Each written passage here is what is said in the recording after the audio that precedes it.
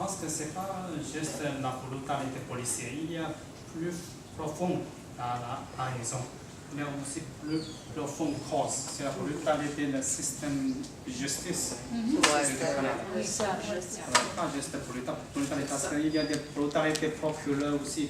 Moi, j'étais aussi victime de la brutalité policière, pas brutalité, injustice de procureur. Et le mantique dit, moi, je suis dans la liste dans la liste non-fly, ça veut dire la liste de personnes dangereuses. On ne peut pas voler en avion ou traverser. Vous voyez, après il a dit, oh, c'est pas vrai, c'est pas une affaire civile, c'est criminel, c'est pénal, ce sont des actes de policiers. Il a des assurances couvertes aussi, il y a des avocats aussi déjà engagés pour ces sortes de corps de police. Moi, je suis la victime de policiers à Montréal aussi.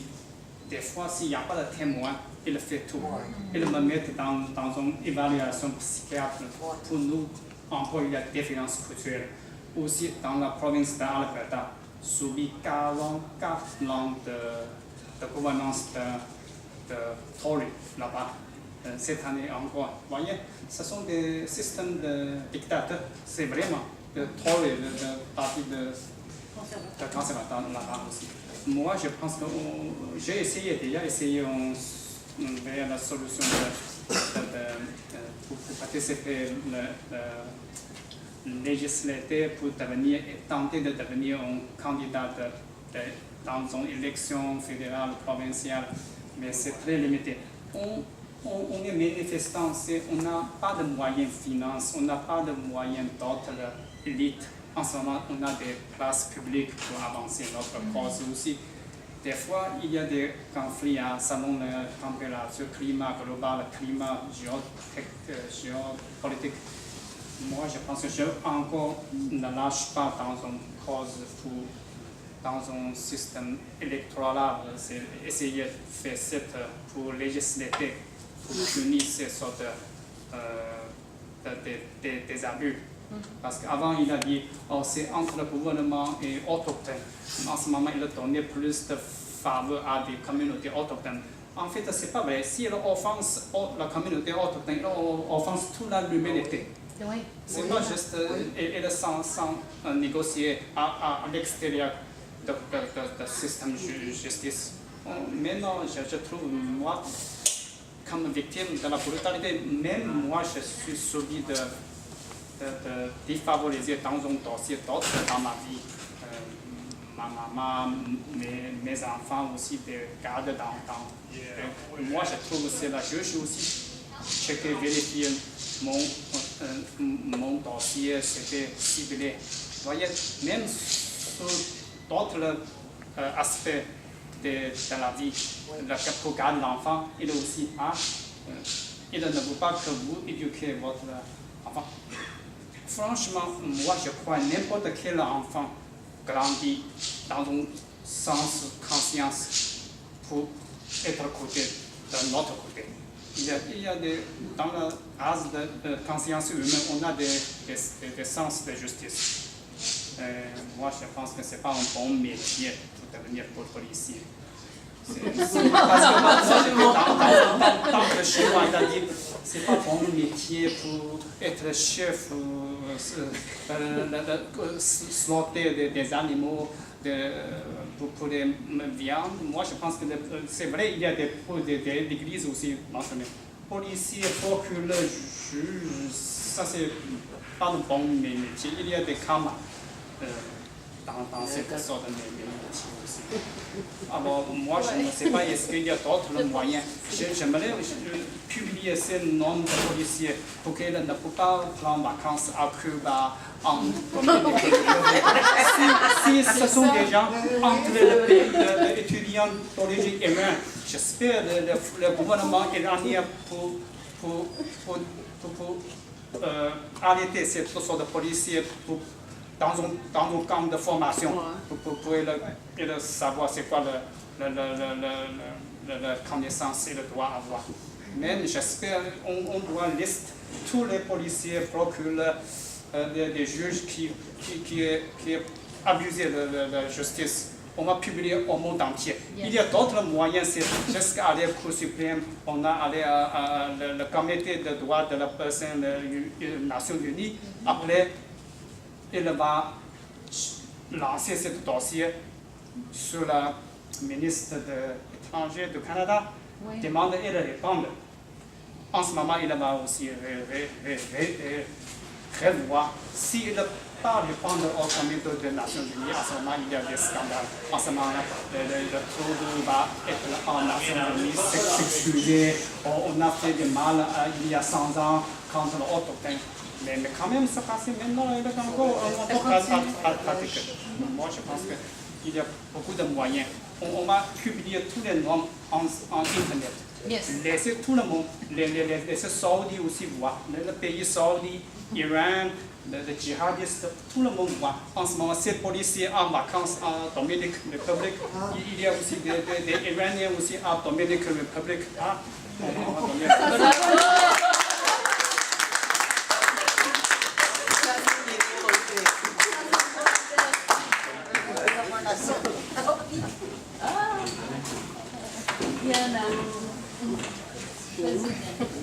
Bonsoir. Bonsoir. Je m'appelle Diana. Je suis ici parce que je connais Sandra depuis quelques mois. Je suis membre à la table des travailleurs et agents de déplacement. Aujourd'hui, la question c'est qu'à rapport de les films qu'on vient de voir, les vidéos, ça me touche beaucoup, vraiment, parce que je suis latina. Ça, pour moi, ça me choque beaucoup parce que c'est dur de voir comment est-ce qu'on était dans les pays du Nord, qu'il y avait les droits, mais il n'existait pas. C'est la même chose à rapport à la police. Ça me touche beaucoup, mais même l'histoire, la situation de Sandra, parce qu'il était une femme aussi. Ça me fait ouvrir les yeux, ça me touche le corps, ça me fait dire que... Mais aussi, le cadet, Gabriel, c'est quelque chose que c'est très choquant. C'est pas quelque chose que pour moi, il faut que je le processe dans mon cerveau pour savoir vraiment qu'est-ce que ça arrive dans les pays comme le Canada. Mais alors, le seul point que je vais remarquer, c'est que les droits, on était ici, on était comme les petites roches dans les souliers. On ne peut pas arrêter de marcher, on ne peut pas arrêter de nous être tous unis, on ne peut pas nous arrêter. Je pense que ça, c'est ce qui me donne les forces et aussi un peu l'énergie de continuer. Je suis ici, comme on dit tantôt, c'est comme un petit, je ne peux pas donner plus, mais je suis là. Et je pense que de jour en jour, on peut voir qu'est-ce que ça nous arrive. Et si on arrête ça va. Finalement, le gouvernement, le système va terminer pour nous faire fondre. On va faire disparaître. Mais on ne veut pas ça. Mais je pense que le bois, ce n'est pas le seul bois de Sandra, de Gabriel, de plusieurs autres. C'est la voix de tous nous autres. Nous sommes êtres humains. Tu penses ça? Je pense que c'est la meilleure chose. D'être toujours comme en une. Parce qu'on ne peut pas s'arrêter. Mais c'est ça. Merci beaucoup. Merci beaucoup, Diana. Très beau ton message. Y a-t-il quelqu'un d'autre qui n'a pas parlé? Qui voudrait parler? J'ai une question pour toi. Ah, ok, oui. Pourquoi est-ce que tu as décidé de poursuivre la police? Pourquoi? C'est quoi ton raisonnement derrière? Je ne pouvais pas accepter de me faire agresser. Donc, ils sont supposés de nous protéger, ils sont supposés de faire attention. On était pacifiques. Donc, je devais, non, je ne pouvais pas supporter que l'odieux était on mettait l'odieux sur moi, et c'était plus sur eux qu'il faut mettre l'odieux, le projecteur, et dire c'est toi l'agresseur. Moi, je suis pas là, je suis juste une femme qui manifeste, une mère de famille, OK, qui travaille, qui même pas salaire minimum, et qui veut des meilleures conditions comme immigrante, comme mère. Et ce droit-là, on veut me l'enlever, non. Non. Je refuse. C'est le monde à l'envers. Je refuse cette vision. Donc, il fallait que je mette mon pied à terre, mais comme une femme, et non comme un homme. Ben, je mets mon pied à terre comme une femme. Et, ben, j'ai rien à perdre. J'ai rien à perdre. En fait, j'ai beaucoup à gagner parce que ça fait depuis, c'est ça, 2015 que je me bats. Et je pense que je pourrais continuer à me battre. Bravo.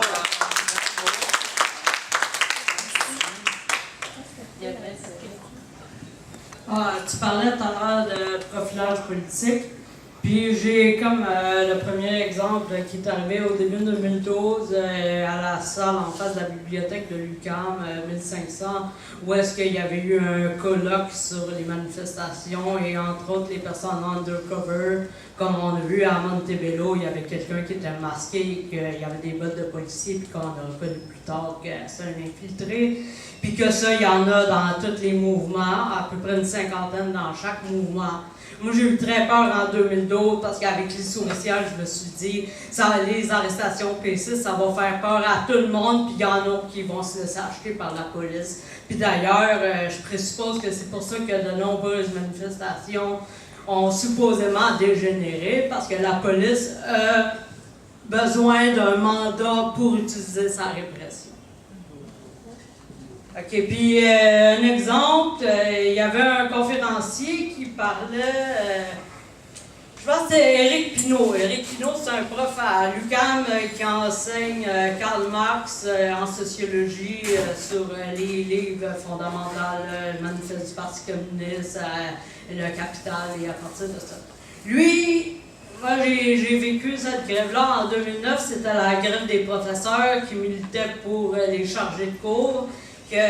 Parce que de toute façon, à l'UQAM, il y a 82% de chargés de cours, puis c'est l'université la plus élevée, puis la différence entre un professeur et les chargés de cours, c'est le salaire, c'est qu'ils ont juste 2 cours maximum par année, et tous les avantages sociaux, ils les ont pas. Fait que l'UQAM est vraiment désavantagé. Fait que là, il parlait de cette grève-là. La police, les professeurs de l'UQAM, ils faisaient des ligues de piquetage dures pour empêcher le monde de rentrer parce que l'UQAM était en grève. La police les laissait faire. Pourquoi? Parce que c'est des syndiqués officiels de la CSN. En 2012, on a fait exactement la même chose, mais en tant qu'étudiant. Là, il y a eu la répression pour faire la même chose. Fait que c'était mon exemple de profilage social, puis aussi, un message pour dire que la lutte, ça doit être internationale. Comme on a vu dans la libération de la Catalogne, toute la police qui matraquait tout le monde quand ils voulaient aller voter. Comme on a vu en 2015 ou 2016, lors de la loi travail en Europe, du monde a perdu des yeux. Ils se sont fait lancer des bombes lacrymogènes et des balles de caoutchouc dans les yeux. Aujourd'hui, les gilets jaunes, ça arrive à chaque jour, mais le discours des médias, c'est toujours le même. On fait la violence. C'est jamais l'État. On ne remet jamais la violence de l'État en question. Puis comme disait en politique, c'est parce que la violence est légitime selon Machiavel, c'est la violence de l'État. Mais notre violence, en tout cas. Puis bref, c'est le même discours pareil à chaque fois que ça dégénère, même si c'est les policiers qui font des actes qui sont carrément déconnectés à ce que les mouvements radicaux font, juste dénoncer, ben, c'est toujours le questionnement pour rabaisser le mouvement avec les Gilets jaunes. Le président des CRS a dit « Non, j'ai jamais vu un policier toucher un manifestant. » C'est en plein la même chose qui se passe ici. Moi, je dis que j'ai été victime d'intimidation quand j'étais jeune à cause de mon handicap, à cause de ma marginalité. J'ai eu un cancer à 4 ans et demi, j'avais pas d'équilibre. Donc, parce que j'ai mentionné ça, c'est quoi que dit le procureur? Ah! Il était victime d'intimidation! Alors là, il n'y a pas de preuve que c'est la police qui l'a frappé, malgré qu'il y avait juste la police qui frappait tout le monde, puis rien d'autre. Mais ils ont inventé un astéroïde qui serait arrivé, ou je sais pas quoi. Là. Mais c'est dans le verdict, d'ailleurs. Ils ne parlent pas d'astéroïde, mais ils pensent quasiment. Là. Ils disent une pluie de roches ou de ce que tu veux, mais il n'y a aucune preuve. Fait qu'ils inventent tout. Puis, c'est ça, fait que là, vu que j'étais victime d'intimidation quand j'étais jeune, là, le procureur il a dit « Ah, il était victime d'intimidation quand il était jeune, donc la brutalité policière, c'est populaire! Ah, fait qu'il a inventé cette cause-là pour se faire des amis! » Pourtant, les fractures sont là.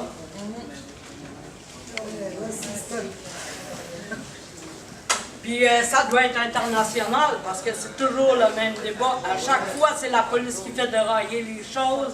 Puis si on ne se tient pas en tant que militant, si on ne dénonce pas, si on ne fait pas comme on a fait en 2012 avec les P6, c'était vraiment profitable de dénoncer puis de contester parce qu'on les a presque toutes gagnés, ils ont tous été rejetés. Si les travailleurs faisaient la même chose sur les lois spéciales, quand même qu'il y aurait 100 000 $ d'amende, s'il y a 300 000 travailleurs dans la rue, bien jamais je croirais que le système laisserait aller 100 000 $ d'amende par personne.